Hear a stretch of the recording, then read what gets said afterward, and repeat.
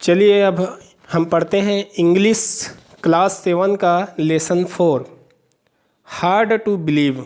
Hard to believe किसको कहते हैं? ऐसी बातें जिस पर भरोसा करना आसान नहीं, कठिन है, मतलब मुश्किल है। ऐसी बातें जिसको आसानी से हम नहीं मानते उसको हार्ड टू बिलीव कहते हैं। तो कौन सी बातें हैं जिसको हम आसानी से नहीं मानते? चलिए देखते हैं। One morning when mummy was opening a new packet of detergent powder।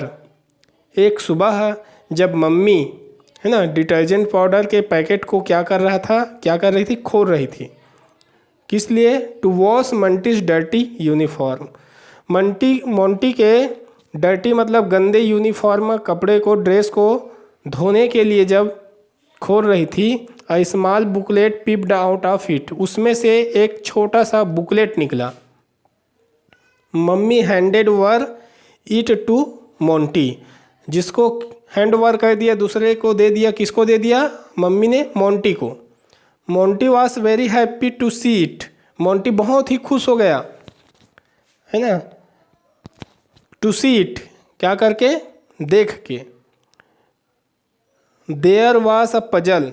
वहाँ उसमें क्या था? एक पजल था। पजल का गेम खेलते हैं, इधर इधर खिसकाने वाला, या कई प्रकार के होते हैं, मतलब उसको पहेली को हल करने का कुछ। विच सी हैड टू सॉल्व। और पजल को क्या करना था उसको? सी हैड टू मतलब मोंटी क्या है? लड़की, उसको सॉल्व करना था। The company promised a mystery gift, है ना। कंपनी जो था, जिस पजल को बनाया था, उसने उस रहस्य, मिस्ट्री या रहस्य को के लिए गिफ्ट दिया था। For children who would win the contest. मतलब जो कॉन्टेस्ट को जीतेगा, उस चिल्ड्रन बच्चे के लिए उस कंपनी ने प्राइस रखा था, मतलब कुछ गिफ्ट देने का प्रॉमिस किया था। अब चलिए देखते हैं। बाय इवनिंग, शाम होते तक, Monty had searched the answers for all the questions, है ना। मोंटी ने शाम होते तक सभी क्वेश्चंस के आंसर खोज लिए थे। And the puzzle was worked out quite fast. और पजल को बहुत ही तेजी से सॉल्व कर लिया था। Monty asked her daddy. Monty अपने डैडी से बोली, लड़की है ना, to send it to the company's address. जो सॉल्व किया हुआ पजल को, जो सॉल्व किया हुआ था, उसको कंपनी के एड्रेस में भेजने के लिए अपने डैडी से कहती है। ठीक है। And it was send. और उसके अनुसार वो जो था उसको सेंड कर दिया गया, भेज दिया गया। 15 days later, 15 दिन के बाद, मोंटी रिसीव्ड हर मिस्ट्री गिफ्ट, है ना। जैसा कि वादा किया था कंपनी ने, तो उसके अनुसार मोंटी को प्राप्त हुआ क्या? हर मिस्ट्री गिफ्ट। उसकी जो रहस्य गिफ्ट था वो प्राप्त भी हुआ। A beautiful little book. Gift के रूप में क्या मिला? एक सुंदर सा छोटा सा पुस्तक। It was full of interesting facts and pictures. इसमें बहुत ही अच्छे अच्छे इंटरेस्टिंग फैक्ट था। फैक्ट्स मतलब तथ्य, और पिक्चर्स मतलब फोटोग्राफ थे। ठीक है। Monty was excited. तो मोंटी क्या हो गया? एक्साइटेड हो गया बुक को देख के। That weekend Monty's head mistress announced. उसी सप्ताह सप्ताह के अंत में क्या किए? मोंटीस हेड मिस्ट्रेस, जो मोंटी का हेड मास्टर थी, उन्होंने अनाउंस की a competition on amazing facts. देखिए उसका किस्मत कितना अच्छा है, उसमें जीत भी गया और उसको अमेजिंग फैक्ट का बुक भी मिल गया। और उसी वीकेंड में उसके हेड मिस्ट्रेस ने अनाउंस भी किया कंपटीशन, वो भी किस पर? अमेजिंग फैक्ट्स पर, जिसका बुक ऑलरेडी उसके पास है। Each class had to make a presentation. हर क्लास को एक प्रेजेंटेशन बनाना था। The best 3 selection were then put on the school display board, है ना। द बेस्ट 3 सिलेक्शन, जो सबसे अच्छा 3 सिलेक्शन हुआ, were then put on the school display board, है ना। स्कूल के जो डिस्प्ले बोर्ड रहता है, सूचना फलक, उस पर उन 3 सिलेक्शन को रखा गया जो सबसे अच्छा था। मोंटिक सिलेक्शन आल्सो देयर, तो यहाँ पर पूछा जा रहा है क्या मोंटी का सिलेक्शन वहाँ पर होगा, मोंटिक सिलेक्शन भी वहाँ पर था। तो ये एक्सक्लेमेटरी जो चिन्ह है ये संदेह वाला होता है कि नहीं है, कन्फ्यूजन वाला है ना। तो देखिए अब 3 जो बेहतरीन सिलेक्शन हुआ है कंटेस्टेंट्स का, उनको हम पढ़ते हैं कि करके रहस्य वाले कैसे कैसे कहानी बताया गया है। तीनों ने अपना अपना प्रस्तुत किया है और हार्ड टू बिलीव भी इसे से पता चलेगा। ऐसे ऐसे बात को बताएगा कि हार्ड टू बिलीव मतलब भरोसा करना बड़ा अजीब बात होगा। ठीक है, चलिए देखते हैं। सबसे पहले देखते हैं कंटेस्टेंट नंबर 1 का, जो कि विंग्ड विक्ट्रीज लिखा है। मतलब क्या होता है, पंखों वाली का जीत। ठीक है, पंखों वाली जीत का जीत मतलब पंखों वाली जो पक्षियां हैं उनकी जीत। ठीक है, तो देखते हैं।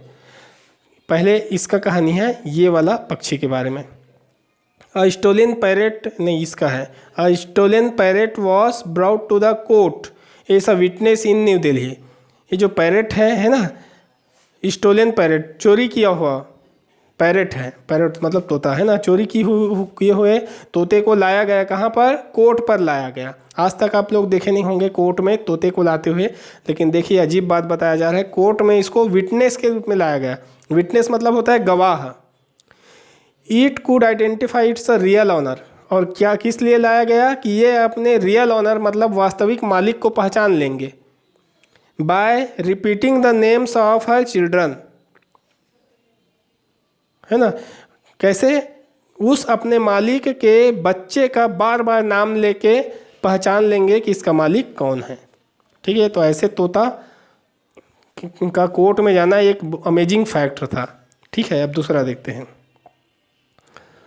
इन 1936 1936 में अ हेन वाज ट्रेप्ड, एक हेन जो है वो फंस गया।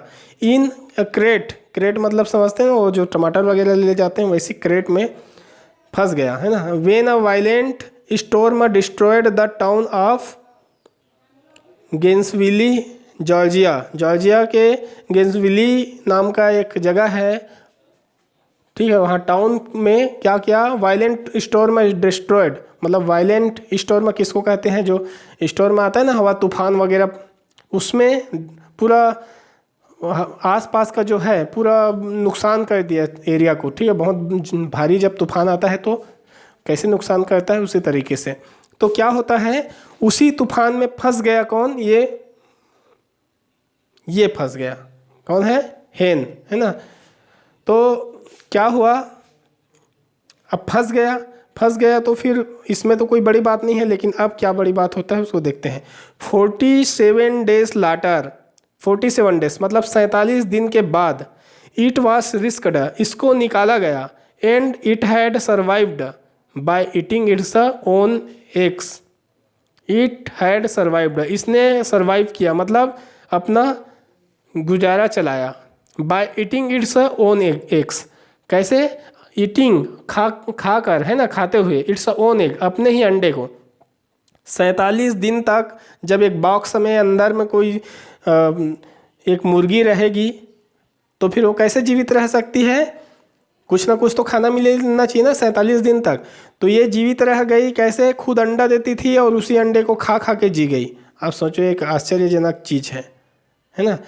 तो ये भी एक अमेजिंग फैक्ट है। एक का कंप्लीट हो गया, एक पहला कॉन्टेस्टेंट का। अब दूसरा का हम देख लेते हैं। कॉन्टेस्टेंट नंबर 2 ये क्या बताते हैं। फ्रांसिस्को लेंटिनी ऑफ सिसिली इटली, इसका नाम है फ्रांसिस्को लेंटिनी, और ये कहाँ रहने वाले, सिसिली का, जो कि इटली देश में है। वास ए मास्टर म्यूजिशियन, ये कैसा था, मास्टर म्यूजिशियन, बहुत ही बेहतरीन म्यूजिशियन। ही लिव्ड इन भूटाबो, ही लिव्ड इन 1930s मतलब ये कहाँ कब की बात है, 1930 का। ही वास ए फेमस, शायद इसका बारे में दिया है, हाँ नहीं इसी का है। He was a famous social player मतलब ये बहुत ही फेमस फुटबॉल का खिलाड़ी था। ही हैड 3 लेग्स, इसका 3 पैर था। देखिए ये कुछ चेयर में दिया हुआ, 1 पैर, ये 2 पैर और ये 3 पैर, तो 3 पैर था इसका, है ना। Was a great advantage for him as a player, जो इसको फुटबॉल खेलने में इसको फ़ायदा पहुंचाता था। ठीक है, फुटबॉल में क्या होता है, पैर से मारना पड़ता है। अब 2 पैर है तो 2 पैर का उपयोग करेगा इंसान, यदि 3 पैर है तो 3 पैर का, तो 3 पैर वाले को फ़ायदा होगा। तो इस प्रकार से इसका एडवांटेज इसको मिलता था। ठीक है, अब इसके बारे में बताया जाएगा। लियोथोलिन ये नाम है, ऑफ गुनुंग रपट मलेशिया देश का ये गुनुंग रपट का जो जगह है वहाँ का ये लियोथोलिन ये जो है नाम है इसका, ये व्यक्ति वहीं का मलेशिया का है। Can lift more than 60 pounds of weight attached to a metal plate against his chest और स्टमक। देखिए इसका जो चेस्ट है, सीना है, ये पूरा का एरिया को देखिए, ये जो है 60 पाउंड तक के जो सामान है और ईंटा को मिला के उसको ये अपने छाती के आसपास के पूरा जगह में चिपका के रख लेता था। और देखो उस ऐसा चिपका है कि उसके ऊपर में इतना ईंटा भी रख दिया तब भी कुछ नहीं हो रहा है। तो इसका आखिर क्या है कुछ कि ये लोहे की चीज़ों को चिपका रहा है। लिन इज 71 ईयर ओल्ड, ये लिन कितने साल का है, 71 साल का। And is called the magnet man, और इसको क्या बोला जाता है, मैग्नेट मैन बोला जाता है। नट्स बोल्ट्स, नट बोल्ट है ना, and tools can be seen dangling from his bare chest है। ठीक है, ज़्यादा करके नट बोल्ट और जो टूल्स वगैरह हैं वो इसके यही चेस्ट में चिपकते हुए झूलते हुए देखे जा सकते थे, है ना। इन 2001 की बात है, ही पुल्ड अ कार, उसने एक कार को खींचा, हुक्ड टू अ चैन, और वो कार किस में बंधा हुआ था, चैन में। अटैच्ड टू अ प्लेट, और चैन किस में अटैच था, एक प्लेट में।